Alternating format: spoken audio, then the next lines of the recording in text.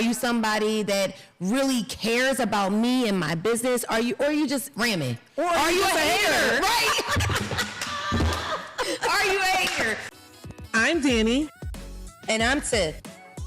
And this is BosSis, where ambition meets sisterhood. And you hear real stories from boss women in leadership and business. The highs, the lows, and everything in between. Every boss has a story, so let's get into it. Today's topic, get out your feelings, sis. So we're going to talk a little bit about learning how to see data and feedback and critique as tools and not attacks. Much needed. Yes. So Danny, I'm going to go ahead and get the ball rolling here. Mm-hmm. Have you ever had a time in your business journey where you've had to separate your emotions from the actual execution of a task? Absolutely. Okay. For me, when I am building, I want to say a culture of like family within the business. Yes. And when I say that, I mean like for everybody to just feel welcomed and everybody get along. Sometimes, and we've talked about this before, like some people, they start to take things personal when you give them constructive We have talked about criticism, or when you give them feedback and they start to take it personal, like, oh, you're mad at me, or it's always something, and right. Are you having a bad day? No, it's just business. If I don't correct you in the moment or give you that feedback, I'm not even showing that I care about your development. Right. I'm not showing that I care about you as the leader that I want you to grow and be.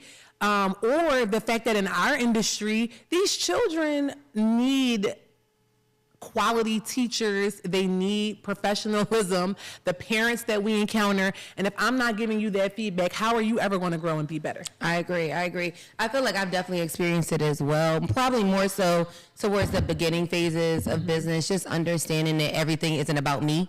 There were plenty of times along this journey where, I've had to really take customer feedback. I think that's a real big one because, in childcare, quality and customer service go hand in hand. Absolutely. And sometimes in the beginning, I feel like when I would give feedback, I really wasn't open or receptive because I thought it was an attack on me, yes. right? Yes. And then later on, I learned to use those comments and that feedback as tools to navigate what's next in my business. Right. Prime example, I actually remember this like it was yesterday. I remember when I had a new parent, right? Mm-hmm. And she's like, wait, you guys don't sign the kids in and out? You all don't let people...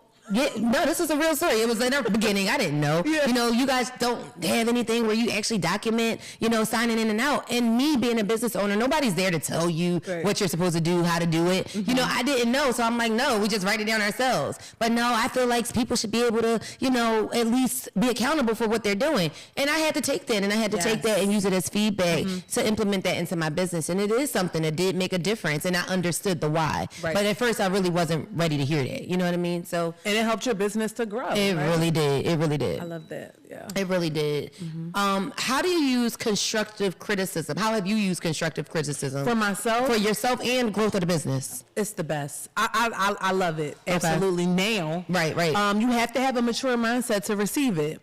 When you actually listen to your consumers and you listen to, like you said, those parents or even your employees, right? You there could be something that you're missing. Yeah. And when you actually take the time to take it all in and analyze exactly what it is that the issue may be or concern, you're able to fix it. Or you're able to make moves toward improvement, right? Yep. And that's so important. When you are structuring your business, growing your business, when you are providing a service. Yep. So what about you? I agree. Same thing. I feel like I've used constructive criticism in a way... it holds me accountable. Yes. How about that? I'm a big fan of accountability. Yes. And even when it doesn't look like I'm accepting accountability, I am accepting accountability because changes are going to be made. Yes. Based upon what I'm hearing, the feedback that I'm getting. one thing that I'm learning how to do now, and I'm still working on, is receiving criticism from the people that actually work for me. I didn't do this before. I didn't do leadership evaluations. Before, we always did staff evaluations. Right. We let the staff, we have to evaluate the staff. But now, how about you evaluate me as a leader? I need to incorporate that. Girl, yeah. I actually started it last year. And what it did was, it allows me to see what they think of me. How is my leadership actually guiding them? Is it working? Is it effective? Is it not effective? One thing somebody told me on my last evaluation was that they would like to see me more. And I had to understand exactly what they meant. Right. So I actually asked the person, and sometimes they're supposed to be anonymous, but I know handwriting. Yes, so I asked the person. So I cheated a little bit. But what they explained to me was that they wanted to see me in that environment. I'm telling you about this environment, but let me show you. And from that, I did a lot more coaching this year. I got in there this year, and I stayed in the classroom with the teachers, and I actually got in dirty. So you know that I know how to implement these things, and now I'm modeling for you rather than telling you. I love that. Yeah. I actually had to do the same thing recently. We lost a teacher. And it actually brought me joy once I finally got back in that classroom, right? Yes. So my staff is used to seeing me give direction. Right. But I tell them all the time, I can do your job and mine. So when they actually get to see me in that element and be on the same playing field as them, they're like, wow, like, because they're learning from me at the same time, and they're like, you really are a great educator, like you really can do this and not just direct us. And it changed how I saw the business, because now I'm actually in it and not overseeing. Wow. Which also was a different lens when you're actually in it. Yep. And that helped me grow as a leader, right? And as and grow my program. Develop my program. I have a question though. While you're doing it, how do you try not to become hyper focused on being in it and still working on it? How do you do that? Oh, that's hard. That's hard. It's a question that I asked because I do believe that it's beneficial for business owners to step into their business at times, but then we become addicted. And I'm saying that because we've talked about this. Yes. You know, I'm always on you, like, don't become addicted to being in it. And now I don't want to step away. Right. Like, I'm literally so focused on this particular class and developing them into their next stage for next year that I don't want to leave it, right? But I know that I have to step away, and I know that I have to train someone or coach someone to relieve me and take over my role.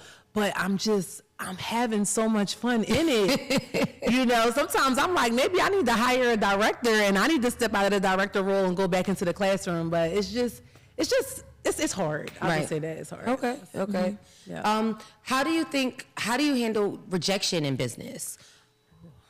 And I'm not even saying rejection from a customer or clientele. It could be rejection from something that you wanted, something that you thought should have been yours that maybe you got a no for. How are we handling that? So rejection hurts, right?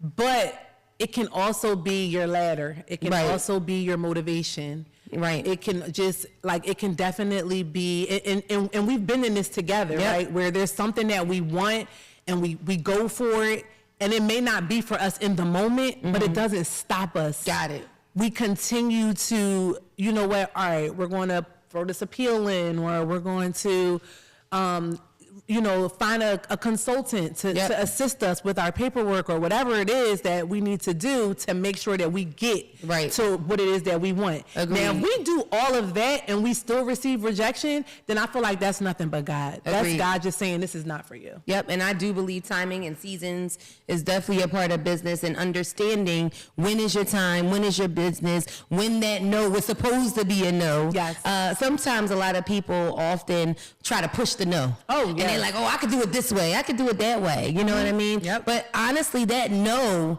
means that it just wasn't your time. Absolutely. And rejection doesn't mean your business won't work. It doesn't. You know, it just means that it's either not for you in this moment, or you just got to go harder. You know? So It's motivation. Yep.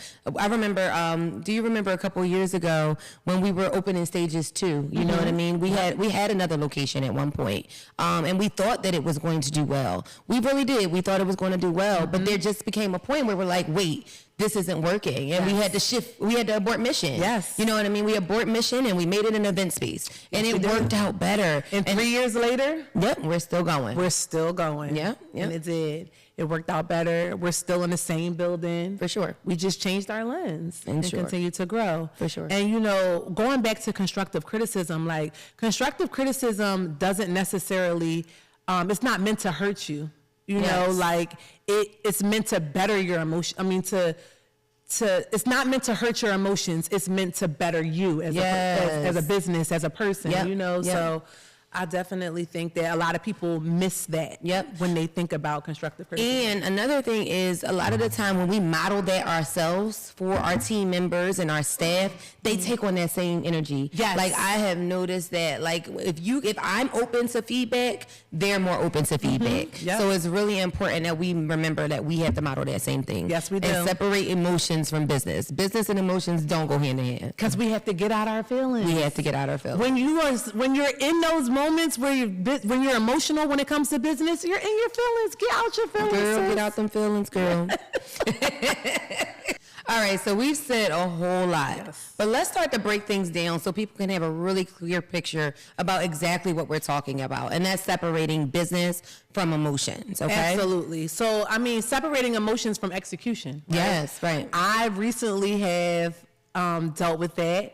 When we started our new school year this year, we wanted to change our drop-off time from 10 a.m. to 9 a.m. Yes. A lot of parents didn't understand why we changed it from 10 a.m. to 9 a.m.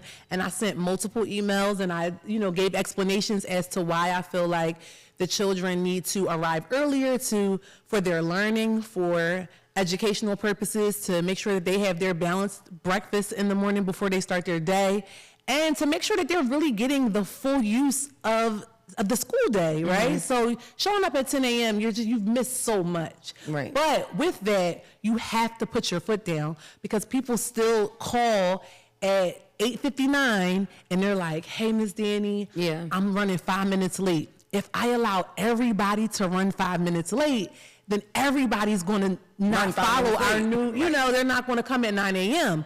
So once I started putting my foot down with one and I stuck to it, of course, you have some people who are in their feelings. Yes. And I still carry all of my parents with care. And I just explained to them, I understand that you're running late, but I cannot accept your child after 9 a.m. Yep. Well, I don't understand what's the difference in 5 minutes. What's the difference in 2 minutes? It's a big difference, because by that time we have already started our day and we don't need any interruptions or distractions. And it's our new policy. I have to stick to the policy. And I make sure that I let them know it's not personal.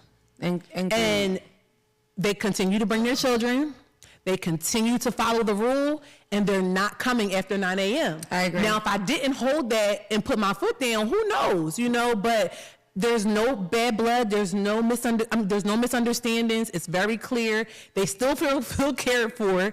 I still speak. I still get the same love from them. Yep. And we basically had to separate those emotions. Me as a child care provider had to separate the emotions from the execution. I think it's often hard to do that because you're afraid that if I do separate this emotion, I'm going to lose business. Yes. Or I'm going to lose the client. Or I'm going to lose the deal. Yep. You know what I mean? But at the end of the day, when you're able to leave the hard work out of it, not the hard work, because we do everything with our heart, but to leave the feelings out of it, I do feel like you have a more concrete place to make a decision. Right. I've learned that. I've experienced it, so I definitely agree with what you're saying. I learned that my business actually didn't start growing until I separated the emotions from the feelings, because my decisions were always based off of who is going to be angry at me, who's going to be mad. Oh my God. It doesn't work. You cannot lead people. You cannot have a business. You cannot do it when you care about losing. If you care about losing, the business probably isn't for you. That's right. All right, so we talked about constructive criticism. Yep. But how do we differentiate between criticism that's just criticism and criticism that's actually constructive? That's a really good question. I believe that it's all in presentation. Ooh. I think that for me, I'm more receptive to a person that's going to come at me with a problem, but also offer me solutions. I like that. That's a person that I can hear. Mm-hmm. When you're a person that's just ramming and, taking your emotion and giving me all the anger that you had for the day, that's not criticism. And then I have to know as a business owner or the leader, okay, I'm just going to let them go. I'm going to let them vent. However, some of it may be true. Some of it may not be true. I'm not sure. I have to take what I take from it and then discard everything else. Right. But normally, if there's a person that's really coming with feedback and real criticism, more real criticism that could be constructive, they're usually coming with solutions as well. Absolutely. Yeah. And I feel like criticism is also a delivery. It is. When a person is being a little critical and it's not coming from a good place, Yes. right? It's Yes. like you could tell by the delivery. Yep. But when a person is giving constructive criticism, they are providing examples. Right. They are providing solutions. Right. And they're still trying to give you an opportunity to share with them what your solution may be. Correct. So, yeah. Yeah, I agree with that. Another thing about understanding constructive criticism is understanding the who. Oh, yes. Who is it coming from? Are you someone that's done what I'm doing? Are you somebody that really cares about me and my business? Or are you just ramming? Or are you just a a hater? hater? Right. Are you a hater? Because that does happen. It really does. And it just takes time. Yes. And understanding, and you dealing with people for you to know who's who. Absolutely. Honestly, there is no one-stop shop for how to figure out who's who. It really just takes experience. Yes. And you will learn it along the way. Absolutely. And to wrap things up, BosSis, get out your feelings. Yes, you heard my sis. If you're ready to go to the next level in your business, it's about not leading with your emotions, but more so leading with data. Absolutely. And don't forget To stay BosSis.